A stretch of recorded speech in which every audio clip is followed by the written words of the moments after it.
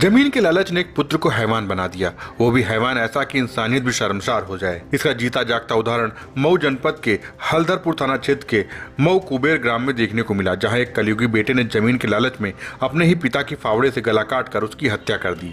हत्या की सूचना पाकर मौके पर पहुंची पुलिस ने शव को कब्जे में लेकर पोस्टमार्टम के लिए भेज दिया।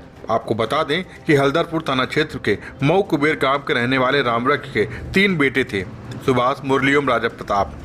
वहीं रामवृक्ष अपनी सारी संपत्ति को 4 हिस्सों में बांटकर अपने छोटे बेटे राजा प्रताप के साथ रहते थे। सुभाष और मुरली अपने पिता से चौथे हिस्से को भी तीनों बेटों में बांटने के लिए रोज झगड़ा कर रहे थे। आज सुबह भी चौथे हिस्से को तीनों में बांटने की बात पर झगड़ा हो गया, जिसके बाद मुरली ने फावड़ा उठाकर अपने ही पिता के गर्दन में मार दिया, जिसके बाद पिता की मौके पर ही मौत हो गई।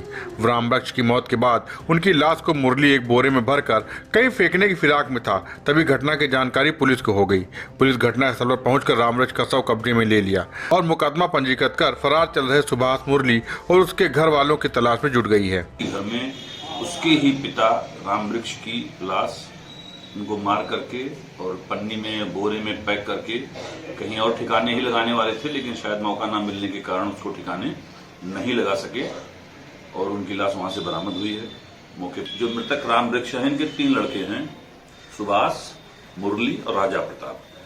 इन्होंने अपनी पूरी संपत्ति जो भी खेत द्वार घर द्वार जो भी है, इन्होंने इसको 4 भागों में बांट दिया था। एक मुरली को, एक भाग सुभाष को, एक भाग राजा प्रताप को और एक भाग उन्होंने अपने लिए स्वयं रखा था, ताकि बुढ़ापे में जो भी उनका काम करेगा एक सिक्योरिटी के लिए कि जो भी काम करेगा उसको मिलेगा और उसी संपत्ति की लालच में लड़के उनकी सेवा भी करेंगे।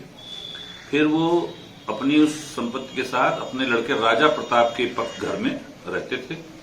तो ये दोनों लड़के मुरली और सुभाष ये बार बार झगड़ा करते थे कि आप एक लेकर के उनके पास गए हैं, हमको भी अपने में से बराबर का हिस्सा दीजिए। मऊ से दस्तक टाइम्स के लिए जाहिद इमाम की रिपोर्ट।